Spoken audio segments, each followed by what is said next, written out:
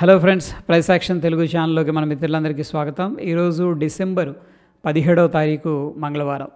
మొత్తం మీద స్టాక్స్ అన్నీ కూడాను నెగిటివ్లో అయితే క్లోజ్ అయినాయి, దాదాపుగా అన్ని ఇండిసెస్. దానికి గల కారణాలు ఏంటి అనేది చూద్దాం. అయితే ఇవన్నీ మనకు తెలిసిన కారణాలే. అయితే అవేంటి అనేది ఒకసారి చూసే ముందు అడ్వాన్స్ డిక్లైన్ చార్ట్ అనేది ఒకసారి చూద్దాం.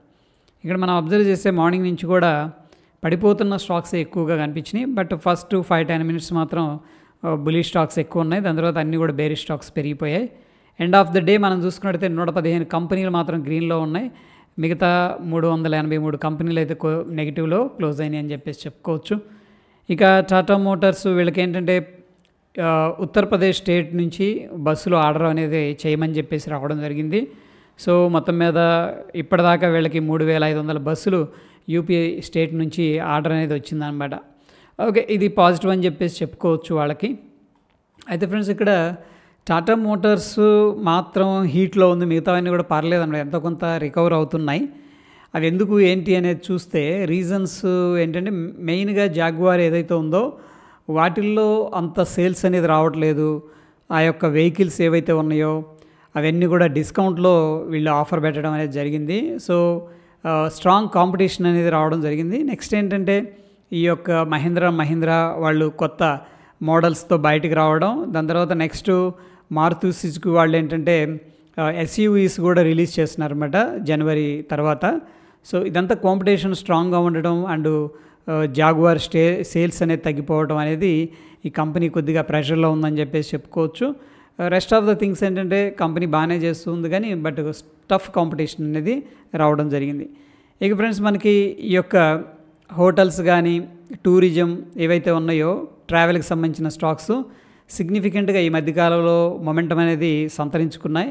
ఎందుకంటే ఇప్పుడు టూరిజం సీజన్ అండ్ పెళ్ళిళ్ళు సీజన్ కూడా వస్తూ ఉంటుంది కాబట్టి సో ఆ యొక్క ఏమంటాం హాస్పిటాలిటీకి సంబంధించిన స్టాక్స్ ఇవన్నీ కూడాను సిగ్నిఫికెంట్గా లైమ్ లైట్లోకి రావడం అనేది జరిగింది. అందుకని స్టాక్స్ ఏంటంటే పైకి పెరుగుతూ ఉన్నాయన్నమాట. ఇక ఫ్రెండ్స్, మనకి ఇక్కడ మార్కెట్ పడిపోవడానికి కారణం అనుకున్నాం కదా. సో ఏంటంటే బేసికల్గా ఫెడ్ ఎటువంటి డెసిషన్స్ తీసుకుంటుంది అని చెప్పేసి ఒక కన్సర్న్ ఉంది. దాని తర్వాత ఏంటంటే యుఎస్ డాలర్ అనేది రైజ్ అవుతూ వస్తుంది, స్ట్రెంగ్త్ అవుతుంది. ట్రంప్ గారి అడ్మినిస్ట్రేషన్ విన్ అయిన తర్వాత అక్కడ నుంచి కూడా ఏంటంటే రూపీ వీక్ అవుతూ వస్తూ ఉంది. అండ్ నిన్న కూడా ఈరోజు మార్నింగ్ కూడా చూసాం మనం, ఫిస్కల్ డెఫిసిట్ అనేది కనిపిస్తూ ఉంది. అండ్ బ్యాలెన్స్ ట్రేడ్ కూడా నెగిటివ్గా ఉంది. అంటే ఎక్స్పోర్ట్స్ ఇంపోర్ట్స్లో మనం చూస్తే ఇంపోర్ట్స్ ఏం పెరిగిపోతూ వస్తూ ఉన్నాయి, ఎక్స్పోర్ట్స్ తగ్గిపోతూ వస్తూ ఉన్నాయి. అండ్ మెయిన్గా ఏంటంటే ఎఫ్ఐఎస్ కూడా పెద్దగా ఆసక్తి అనేది కనబరచట్లేదు ఇన్వెస్ట్ చేయడానికి ఇండియాలో.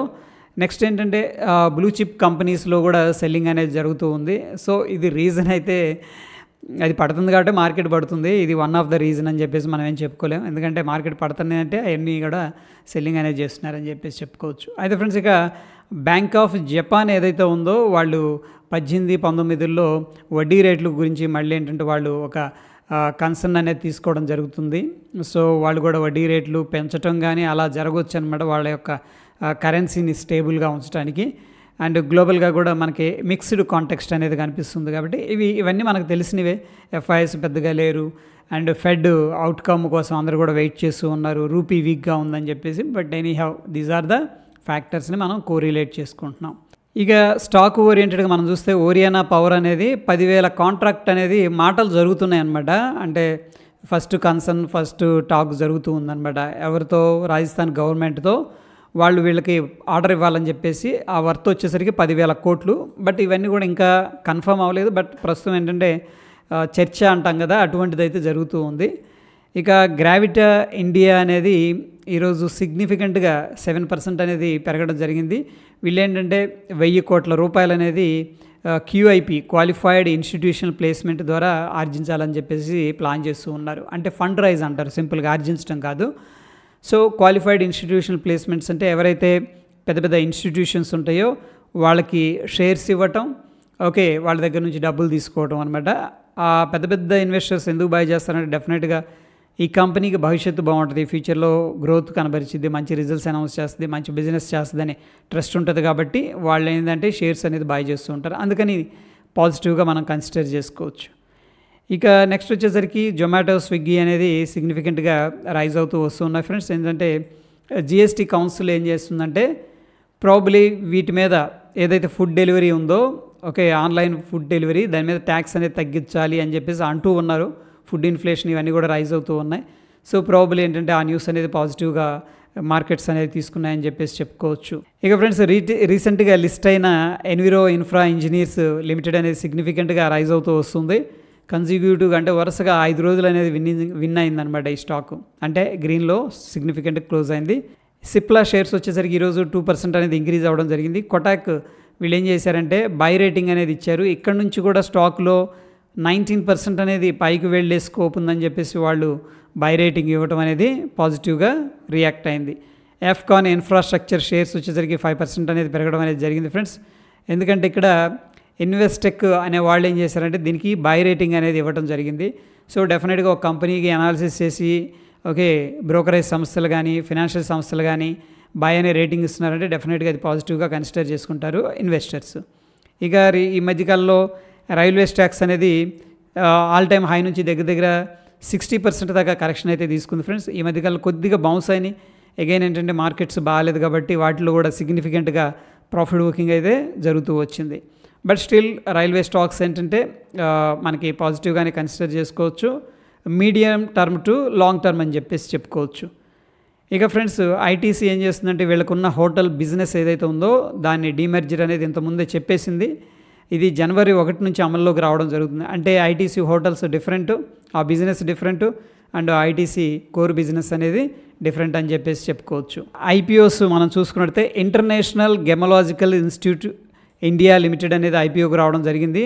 ఇది 13వ తారీఖు ఓపెన్ అయింది బిడ్డింగ్కి. 17 అంటే ఈరోజు క్లోజ్ అయిపోయింది. సబ్స్క్రిప్షన్ మనం చూసుకున్నట్లయితే 33 times ఓవర్ సబ్స్క్రిప్షన్ అయింది. ఇది మెయిన్ బోర్డ్ ఐపీఓ అని చెప్పేసి చెప్పుకోవచ్చు. ప్రాబబ్లీ మంచి సబ్స్క్రిప్షన్ ఉంది కాబట్టి లిస్టింగ్ గెయిన్స్ వచ్చే అవకాశం ఉంది. ఇక నెక్స్ట్ హ్యాంప్స్ బయో లిమిటెడ్ అనేది ఐపీఓకి రావడం జరిగింది. ఇది వచ్చేసరికి ఫ్రెండ్స్ మనకి ఎస్ఎంఈ కేటగిరీకి సంబంధించిన ఐపీఓ. బిడ్డింగ్ డేటు 13వ తారీఖు 17 అంటే ఇది కూడా అయిపోయింది. బట్ చూడండి ఫ్రెండ్స్, ఇది 958 times ఓవర్ సబ్స్క్రిప్షన్ అనేది జరిగింది.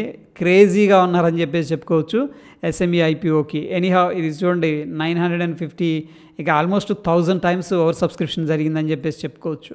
మనం చూసుకున్నట్టయితే నాక్డాక్ ఇన్ఫ్రాస్ట్రక్చర్ లిమిటెడ్ ఐపీఓకి రావడం జరిగింది. ఈరోజే ఓపెన్ అయింది ఫ్రెండ్స్. మనకి 19వ తారీఖు క్లోజ్ అయిపోతుంది. సబ్స్క్రిప్షన్ బేసు మనం చూస్తే 37 times ఉంది. ఇది వచ్చేసరికి ఎస్ఎంఈ కేటగిరీ అనమాట. సో ఆల్రెడీ ఈరోజు ఓపెన్ అయింది, 37 times ఓవర్ సబ్స్క్రిప్షన్ కూడా కనిపిస్తుంది కాబట్టి సిగ్నిఫికెంట్ డిమాండ్ ఉండే అవకాశం ఉంది. ఇక ఐడెంటికల్ బ్రెయిన్స్ స్టూడియోస్ లిమిటెడ్ అనేది 18వ తారీఖు వస్తుంది, అంటే రేపు ఓపెన్ అవుతుంది, 20వ తారీఖు క్లోజ్ అవుతుంది. ఇది కూడా ఎస్ఎంఈ కేటగిరీ అని చెప్పేసి చెప్పుకోవచ్చు. సో ప్రాబబ్లీ వీటికి కూడా డిమాండ్ ఉండే అవకాశం అయితే కనిపిస్తుంది బిగ్గర్ పిక్చర్లో. ఇక సెక్టార్స్ అనేది మనం తీసుకున్నట్టయితే అన్నీ కూడా నెగిటివ్లో ఉన్నాయి. ఒక మీడియా అండ్ ఎంటర్టైన్మెంట్ మాత్రం కొద్దిగా గ్రీన్లో ఉంది. ముఖ్యంగా PSU, metal, oil, energy, automobiles సిగ్నిఫికెంట్గా డ్రాగ్ అయినాయి అని చెప్పేసి చెప్పుకోవచ్చు. ఇకపోతే ఫ్రెండ్స్ మనకి ఇండియా విక్స్ అనేది రైజ్ అవుతూ వస్తుంది. ఈ మధ్యకాలంలో మనం అబ్జర్వ్ చేస్తే సిగ్నిఫికెంట్గా రైజ్ అవుతుంది. సో ఒకనొక టైంలో 12-13 దాకా వెళ్ళింది, ఇప్పుడు దగ్గర 15 దాకా వచ్చింది. కాబట్టి వోల్టాలిటీ అనేది మార్కెట్లో పెరుగుతుందని చెప్పేసి చెప్పుకోవచ్చు. And Dow Jones industrial average మనం తీసుకున్నట్టయితే సిగ్నిఫికెంట్గా డ్రాప్ అవుతుంది. చూడండి ఎలా పెరిగిందో అలాగా కిందకు వచ్చేస్తుంది. అండ్ డాలర్ ఇండెక్స్ అయితే సిగ్నిఫికెంట్గా రైజ్ అవుతూ ఉంది. అండ్ నిఫ్టీని మనం తీసుకున్నట్టయితే మొన్నటి రోజున మంచి మూమెంట్ వచ్చింది, బట్ వెంటనే గ్యాప్ డౌన్ జరిగింది. స్మాల్ క్యాండిల్ అనుకున్నాం, బట్ అగైన్ ఈరోజు గ్యాప్ డౌన్ జరిగింది. అక్కడ నుంచి కూడా సిగ్నిఫికెంట్గా డ్రాప్ అవుతూ వెళుతూ ఉంది. సో బ్యాంక్ నిఫ్టీలో కూడా సేమ్ సిచ్యువేషన్, సిగ్నిఫికెంట్గా రైజ్ అయింది. ఇండికేషన్ క్యాండిల్ గ్యాప్ డౌన్, అక్కడ నుంచి కూడా మార్కెట్ డ్రాప్ అవుతూ వస్తుంది. అయితే ఫ్రెండ్స్ ఇక్కడ మనం నిఫ్టీలో చూసుకున్నట్టయితే ఆల్మోస్ట్ మనకి ఇక 23,700 ఉంది. అంటే దగ్గర 600 points అయితే ఇంకా డ్రాప్ అయ్యే అవకాశం ఉంది. ఓకే, ఎగ్జాక్ట్గా నోబడీ నోస్ అనుకోండి. బట్ ఎనీహౌ ఇన్ బిట్వీన్ మనకి 23,920 మనకు ఒక ఇంపార్టెంట్ సపోర్ట్ అయితే కనిపిస్తూ ఉంది. బట్ బేస్డ్ ఆన్ ఈ యొక్క మొమెంటం అనేది చూసుకున్నట్టయితే ప్రస్తుతం కొద్దిగా సెల్లింగ్ ప్రెషర్ అనేది కనిపిస్తూ ఉంది. అండ్ బ్యాంక్ నిఫ్టీలో కూడా మనకి అట్లీస్ట్ ఏంటంటే 50 EMA దాకా వచ్చే అవకాశం ఉంది. అంటే 52,200 దాకా కూడా వచ్చే అవకాశం ఉంది. సో ఒకసారి ఓపెన్ ఇంట్రెస్ట్ అనేది చూద్దాం, జస్ట్ ఫర్ రిఫరెన్స్ పర్పస్ అనేది. ఇంట్రాడేలో ఈరోజు మొత్తం కూడా కాల్స్ అయితే అగ్రెసివ్గా సెల్ చేశారని చెప్పేసి చెప్పుకోవచ్చు. అండ్ పుట్ కాల్ రేషియో అయితే బిలో 0.5కి వెళ్ళింది. జనరల్గా 0.4, 0.3 అలా ఉందనుకోండి. ఓవర్ సోల్డ్ లెవెల్స్ అని చెప్పేసి చెప్పుకుంటాం. బట్ ఎనీహౌ ప్రస్తుతం అయితే మనకి ఉన్న సిచ్యువేషన్లో ఓవరాల్గా సిగ్నిఫికెంట్గా కాల్స్ అయితే సెల్ చేస్తున్నారు, సిగ్నిఫికెంట్గా అనమాట. ఇక ఓకే, ఇక్కడ క్లియర్గా కనిపిస్తుంది గ్రాఫికల్గా కూడా. అండ్ బ్యాంక్ నిఫ్టీలో మనం చూసుకున్నట్టయితే ఇంట్రాడేలో ఎలా ఉందనేది చూస్తే పుట్లన్నీ కూడా ఎగ్జిట్ అయిపోయారు. చూడండి ఫ్రెండ్స్, మనకి ఇక్కడ జీరో కింద ఉంది కదా ఈ గ్రీన్, ఇది మొత్తం కూడా గ్రీన్ అంటే పుట్స్ అనమాట, రెడ్ అంటే కాల్స్. పుట్స్ అన్నీ కూడా ఎగ్జిట్ అయిపోయారు, ఎందుకంటే మార్కెట్ వెళ్తూనే ఉంది కిందకి, ఎక్కడా కూడా సపోర్ట్ అనేది తీసుకోలేదు ఈరోజు. అక్కడక్కడ స్మాల్ రియాక్షన్స్ అనేది కనిపించినాయి. ఇక ఇది ఇంట్రాడే అనమాట. టోటల్గా ఎలా ఉందనేది మనం తీసుకుంటే పుట్ కాల్ రేషియో అనేది మనకి 0.66 అనేది చూపిస్తుంది. సో ఎనీహౌ ఓవరాల్గా బ్యాంక్ నిఫ్టీలో కూడా మనకి సెల్లింగ్ ప్రెషర్ అనేది కనిపిస్తూ ఉంది. ఇక ఫ్రెండ్స్, మనకి బ్యాంక్ ఆఫ్ జపాన్ ఏంటంటే వడ్డీ రేట్లు అనేది పెంచాలని చెప్పేసి చూస్తూ ఉంది, వాళ్ళ యొక్క కరెన్సీని స్టేబుల్ చేయడానికి. చూద్దాం ఎట్లా రియాక్ట్ అవుతుంది, అందులో వాళ్ళ యొక్క డెసిషన్ ఎలా ఉంటుంది అనేది. దాని తర్వాత యుఎస్ ఏంటంటే ఫెడ్ వడ్డీ రేట్లు అనేది 25 బేసిస్ పాయింట్స్ తగ్గిస్తారని అందరూ కూడా ఆసక్తిగా ఎదురు చూస్తూ ఉన్నారు. సో చూద్దాం వీళ్ళు ఎటువంటి కామెంటరీ చేస్తారు. దట్ ఈజ్ ఆల్సో ఏంటంటే ప్లేస్ క్రూషియల్ రోల్ అని చెప్పేసి చెప్పుకోవచ్చు. ప్రస్తుతం సిచ్యువేషన్లో మార్కెట్స్లో కొంత బేరిష్ సెంటిమెంట్ అనేది కనిపిస్తుంది. ప్రస్తుతం మార్కెట్ పడిపోవడానికి కొన్ని రీజన్స్ ఉన్నాయి. మనందరికీ తెలిసిందే, ఎఫ్ఐఎస్ కానీ ఫెడ్ ఇంట్రెస్ట్ రేట్ డెసిషన్స్ కావచ్చు, డొమెస్టిక్గా కూడా కొంత కార్పొరేట్ ఎర్నింగ్స్ అనేది పడిపోయాయి. అండ్ ఇన్ఫ్లేషన్ ఆఫ్ కోర్స్ తగ్గింది, దట్ ఈస్ గుడ్ అని చెప్పేసి చెప్పుకోవచ్చు. నెక్స్ట్ మన ఆర్బీఐ కూడా వడ్డీ రేట్లు తగ్గిస్తుందా అని చెప్పేసి అందరూ కూడా ఆసక్తిగా ఎదురు చూస్తూ ఉన్నారు. ఒకవేళ తగ్గిస్తే దాన్ని ఏంటంటే market at least short covering rally అనేది చేసే అవకాశం సిగ్నిఫికెంట్గా కనిపిస్తుంది. సో అది ఫ్రెండ్స్ పోస్ట్ మార్కెట్కి సంబంధించిన అప్డేట్స్. మరొక ఇంట్రెస్టింగ్ ఎపిసోడ్లో మళ్ళీ కలుసుకుందాం. ఫ్రెండ్స్, మన ఛానల్ ఫస్ట్ టైం చూస్తూ ఒకవేళ వీడియో ఇన్ఫర్మేటివ్గా ఉంది అని చెప్పేసి అనిపిస్తే తప్పకుండా సబ్స్క్రైబ్ చేసుకోండి అండ్ లైక్ చేస్తూ ఉండండి, మన వీడియోస్ అనేది షేర్ చేస్తూ ఉండండి. ధన్యవాదాలు.